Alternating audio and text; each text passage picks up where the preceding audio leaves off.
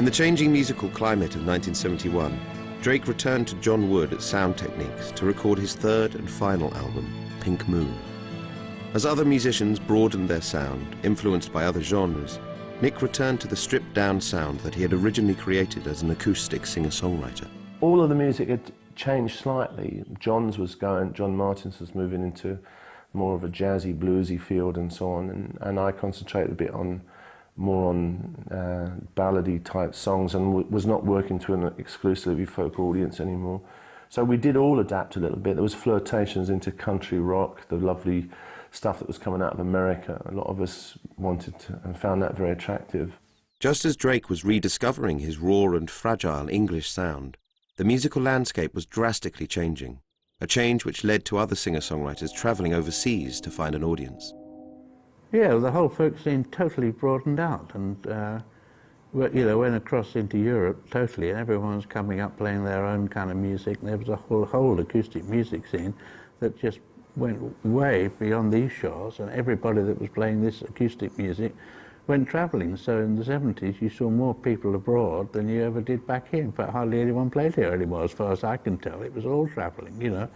I think the 70s had a massive impact on all of us. I mean, the changes that took place in the music, the utter revolution that took place, the throwing out of everything complex and that had been worked towards to a brash, aggressive. I mean, just the very words, you know, it's all different. It's all where it was being smooth and you know, pastoral and it's still exciting. There's a lot of good to be spiky and rough and loud and raucous and not musical at all, really. A-chordal music, you know, one-chord music. It must have been deeply disheartening because where would Nick have worked in that period? I don't know. Even though it seemed that Pink Moon would be out of step with the market, Drake produced yet another bleak but compelling 28-minute album without instrumentation or arrangement and with only the aid and guidance of engineer John Wood. For all intents and purposes, he only made 2 albums. He really only made 2 albums because Pink Moon is Nick taking himself off and taking responsibility with no labyrinth of backup, no publishers, no anything. And he just visited the studio on his own and went back to the studio, probably the only one he'd ever recorded in, with the same engineer.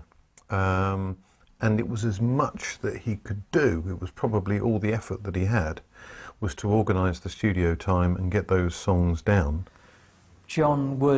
I would meet John seemingly at least once a month because I was doing so many sessions at Sound Techniques.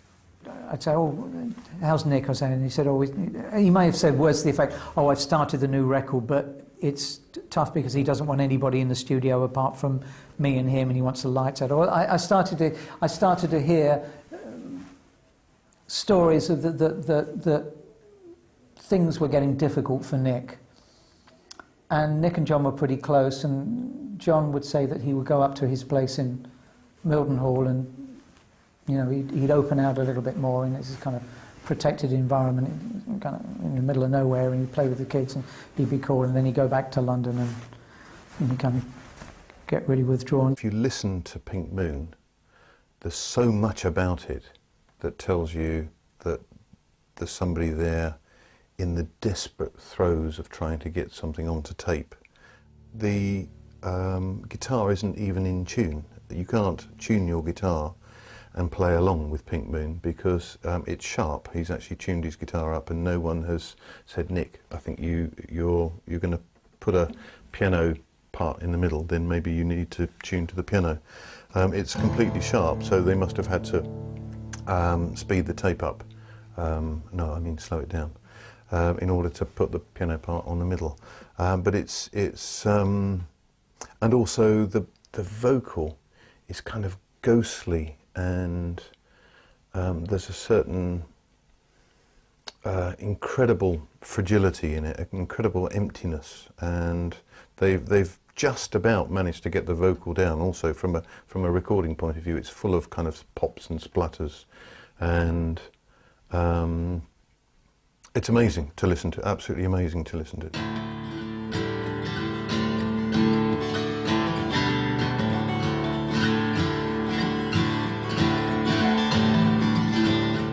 So good many swords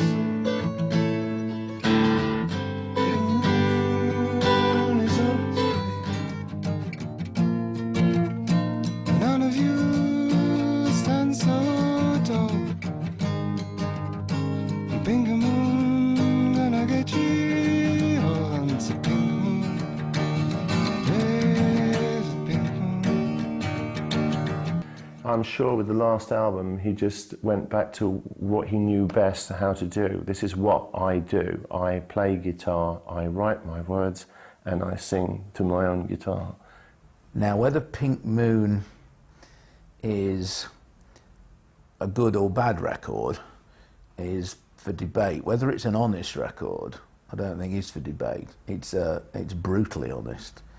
It is so raw that it's very compelling. In fact, it's kind of difficult to listen to some of it. A while ago I did a covers album because I just wanted to sort of understand how other people wrote songs and to get into their heads and work out how they came to write the song and how it came to be the way it was. And like playing a couple of these songs, Nick Drake songs for you, and getting to know and understand them, it really gets you into the headspace more than anything else, really, more than knowing anything about his life. Now we rise, we are everywhere. Now we rise from the ground.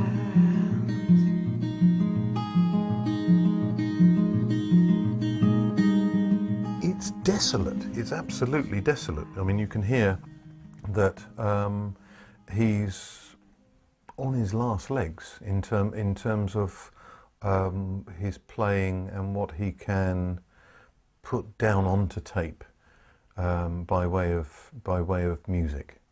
And I think that most people, when they put that album on first, find it very difficult to deal with. They find it very bleak, and you need to listen to it a few times before you can get inside that person and find that the beauty comes out.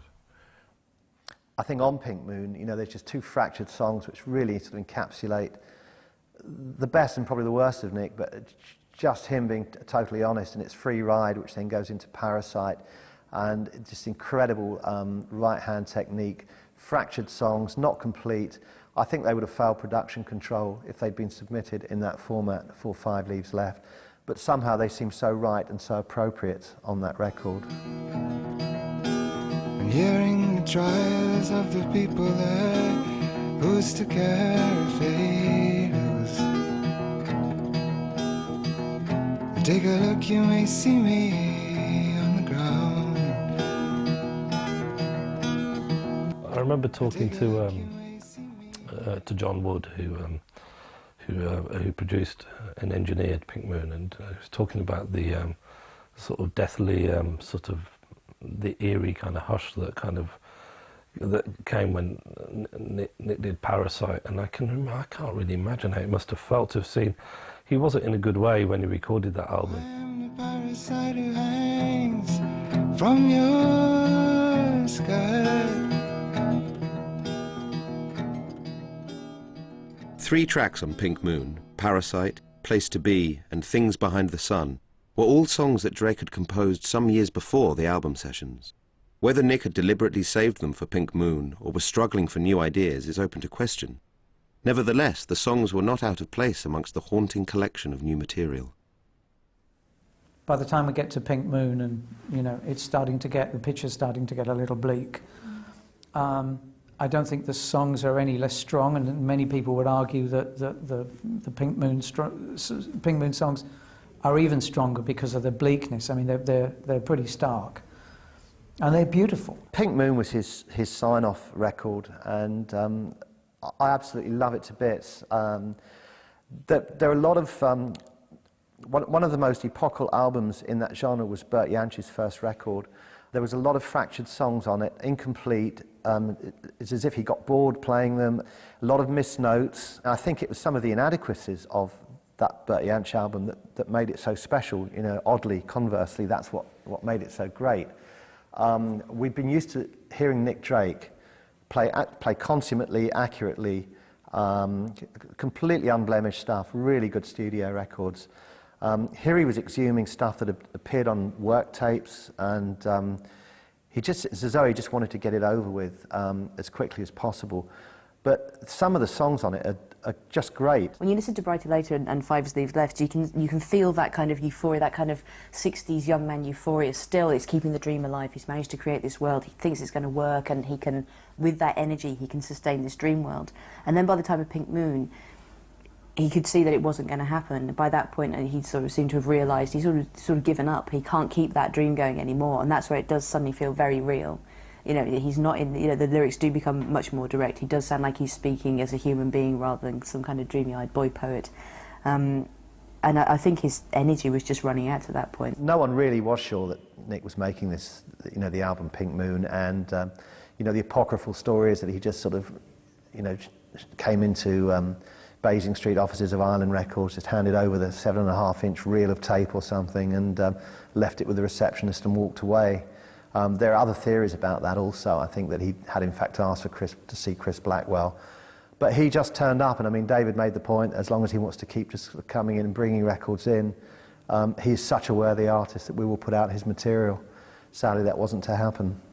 I seem to remember in the March the 4th edition of Sounds, 1972, carried a full-page advertisement, and it was just written in old typewriter text, typeface, by David Sanderson, who was the press officer at Island Records. And it was a very, very personal piece, and it was also the exact same piece that appeared as the biography with the Pink Moon record. And he'd clearly thought about this very carefully, and he basically owned up to the audience. He'd said that when he joined Ireland, he didn't know who Nick Drake was, that he was just thumbing through the record collection one day and sort of alighted on the Nick Drake record because the sleeve looked interesting. And from that point onwards, he was just absolutely drawn into it.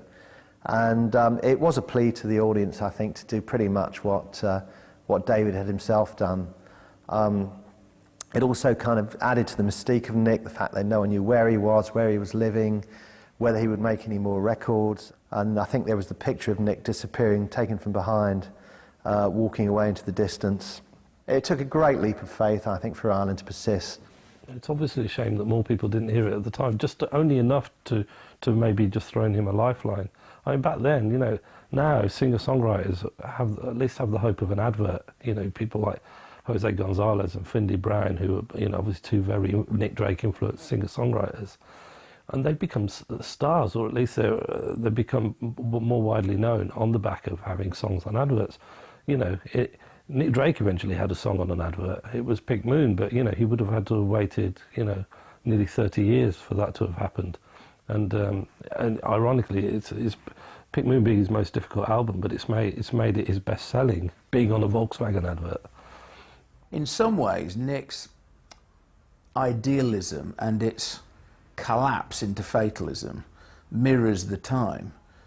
You know, the 1960s, 66, 67 were a very optimistic time. Even by 68 and the death of Bobby Kennedy, and then 69 and Altamont, you can begin to feel, ooh, this hippie thing, maybe it isn't going to work, maybe we're not going to change the world.